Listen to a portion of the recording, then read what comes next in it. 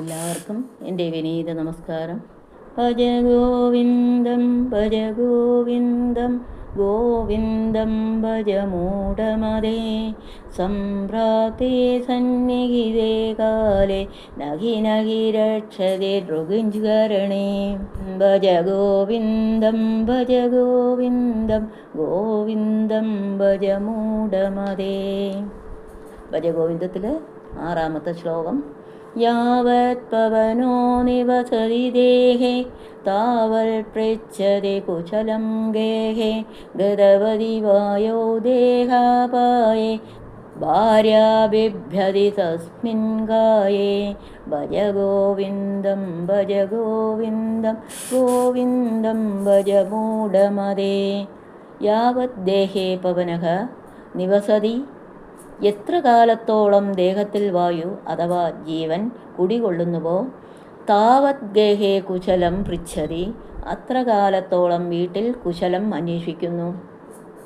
ദേഹോപായേ വായോ ഗതപതി, ദേഹം പതിച്ച് വായു വേർപെട്ടാൽ, തസ്മിൻ കായേ ഭാര്യ ബിഭ്യതി, ആ ദേഹത്തെ ഭാര്യ പോലും ഭയപ്പെടുന്നു. തുച്ഛ വിഷയങ്ങളിലുള്ള അന്ധമായ ആസക്തി വിടാതെ, വിഷയവിരക്തി വളർത്താതെ ഉന്നത ആദർശത്തിലേക്ക് മനസ്സ് തിരിക്കാനും തത്വാന്വേഷണം ചെയ്യാനും സാധ്യമല്ല തന്നെ. എന്നാൽ ബുദ്ധമതത്തിലെ പോലെ വിഷയവിരക്തിക്ക് ആവശ്യത്തിൽ കവിഞ്ഞ പ്രാധാന്യം കൽപ്പിക്കുന്നത് സാധകൻ്റെ ജീവിതാഭിരുചിയും ഉത്സാഹവും തടയുമെന്നതിനാൽ ശരിയല്ല. അതുകൊണ്ട് ഗുണത്തെക്കാളേറെ ദോഷമായിരിക്കും ഫലം. ജീവിത ഗവേഷണം സാധകന്മാരെ അശുഭാപ്തി വിശ്വാസത്തിൻ്റെയും നിർവീര്യതയുടെയും ഇരുളടഞ്ഞ പൊട്ടക്കിണറ്റിൽ വീഴ്ത്താനിടയാക്കരുത്. അതേസമയം ഭൗതിക നേട്ടങ്ങളെയോ ലൗകിക പദവികളെയോ വിശ്വസിച്ചു പോവുകയും അരുത്. വേദാന്ത ആചാര്യന്മാരുടെ സൂക്ഷ്മത നോക്കുക.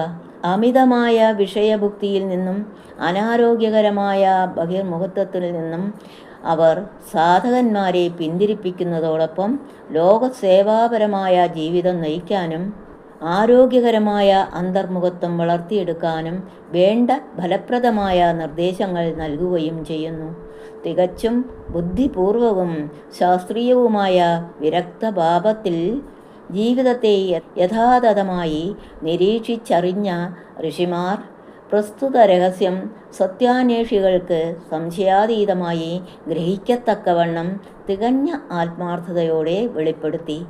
സാധകരുടെ പഴയ അബദ്ധധാരണകളെ അടിച്ച് ഉടയ്ക്കുക മാത്രമായിരുന്നില്ല അദ്വൈതാചാര്യന്മാരുടെ ഉദ്ദേശ്യം. ആരോഗ്യകരമായ ശുഭാപ്തി വിശ്വാസം സൃഷ്ടിച്ചുകൊണ്ട് പഴയ ധാരണകളുടെ സ്ഥാനത്ത് കൂടുതൽ മഹത്വം സ്ഥായിയുമായ ജീവിത മൂല്യങ്ങളെ പ്രോത്സാഹിപ്പിക്കുന്നതിൽ അവർ പ്രത്യേകം ശ്രദ്ധിച്ചിരുന്നു. ഋഷിമാരുടെ പ്രസ്തുത കാഴ്ചപ്പാടും സമീപനവും മനസ്സിലാക്കാൻ കഴിയാത്ത പാശ്ചാത്യ വിമർശകന്മാർ ഇത്തരം പ്രസ്താവനകളെ എതിർക്കാറുമുണ്ട്. പൗരസ്ത്യ ചിന്തകന്മാർ ജീവിതത്തെ ശോകമോഹമായി ചിത്രീകരിക്കുകയും ജീവിതാഭിരുചിയും ഉത്സാഹവും കെടുത്തുകയും ചെയ്യുന്നു എന്നത്രേ അവരുടെ നിഗമനം.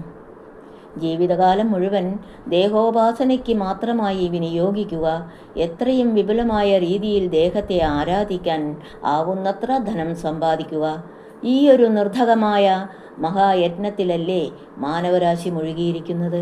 എത്ര പരിതാപകരമായ ബുദ്ധിശൂന്യത! ദേഹം എന്നും ഒരുപോലെ നിലനിൽക്കുമോ? ഇന്നത്തെ യൗവനവും താരുണ്യവും നാളേക്ക് നിൽക്കില്ല. വാർദ്ധക്യവും വൈകൃതവും അതിനെ പിടികൂടാതിരിക്കില്ല. ദേഹത്തിൻ്റെ ആവശ്യങ്ങൾ നിറവേറ്റാൻ, അതിനുവേണ്ട പരിചരണം നൽകാൻ, ആഹാരവും വസ്ത്രവും പാർപ്പിടവും മറ്റും നൽകി രക്ഷിക്കാൻ തീർച്ചയായും കഠിനാധ്വാനം ചെയ്യണം. ഇവയൊക്കെ ആവശ്യങ്ങൾ തന്നെ. എങ്കിലും ജീവിതകാലം മുഴുവനും പ്രസ്തുത കാര്യങ്ങൾക്കു വേണ്ടി മാത്രമാണ് വിനിയോഗിക്കുന്നതെങ്കിൽ അത് മഹാനഷ്ടമാണ്, അക്ഷന്തവ്യമായ അപരാധവും മനുഷ്യത്വത്തിന് അവഹേളനവും കൂടിയാണ്. അധികം താമസിയാതെ ജരാനരകൾ ബാധിച്ച് ജീർണിച്ച് ഒന്നിനും കൊള്ളാതെ വീണ് മണ്ണടിയാനുള്ളതാണ് ദേഹമെന്ന് ഓർമ്മയിരിക്കട്ടെ. ദേഹത്തിനു വേണ്ടി ജീവിക്കുക, ദേഹമാണ് പരമപ്രധാനം എന്ന് കരുതി ജീവിക്കുക എന്നത് രാക്ഷസ സംസ്കാരമത്രേ.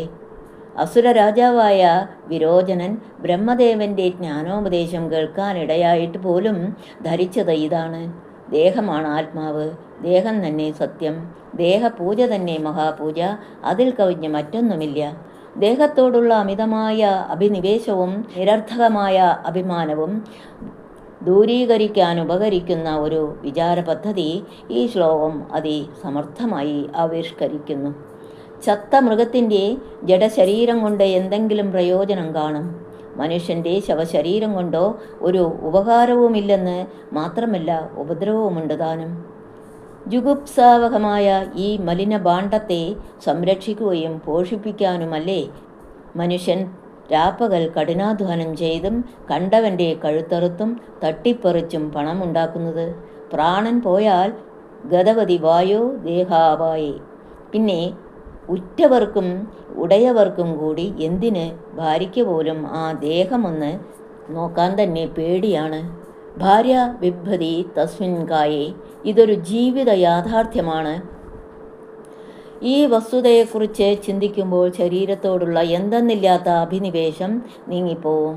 അങ്ങനെ അതിനോട് ആരോഗ്യകരമായ സമീപനവും ഫലപ്രദമായ വിരക്തിയും വളർത്താനും കഴിയും. ശരീരത്തെ സംരക്ഷിക്കേണ്ടത് തന്നെ, സംശയമില്ല. അതുകൊണ്ട് നമുക്ക് പ്രയോജനവുമുണ്ട്. ആവശ്യമായ പരിചരണം അതിന് കൊടുക്കണം. കുളിപ്പിക്കണം, വസ്ത്രമണിയിക്കണം, ആഹാരം കൊടുക്കണം, ഉറക്കണം, എല്ലാം ചെയ്തു കൊടുത്ത് വൃത്തിയായി സൂക്ഷിച്ചോളൂ. പക്ഷേ ഒരു ബോധം വേണം. അതിമഹത്തായ ഒരു കാര്യം ചെയ്യാനുള്ള മനുഷ്യൻ്റെ ഉപകരണം മാത്രമാണ് ദേഹം. ഈ വസ്തുത വിസ്മരിച്ച് പോകരുത്. ശരീരം അധികകാലം നിലനിൽക്കില്ല, എന്നും ഒരേമാതിരി കഴിവുറ്റതായും ഇരിക്കില്ല, പ്രയോജനപ്പെടുകയുമില്ല. അത് ഇന്നല്ലെങ്കിൽ നാളെ നശിക്കും, നശിക്കണം താനും. അത് ശരീരം ധർമ്മമാണ്. ഈ ബോധവും വെച്ച് ജീവിക്കുക, അതത്രേ ആരോഗ്യകരമായ ജീവിതം. അതാണ് ജീവിത ക്ലേശങ്ങൾ ചുരുക്കാനുള്ള ഉപായവും. ഓം തത്സത്. സർവം കൃഷ്ണാർപ്പണം.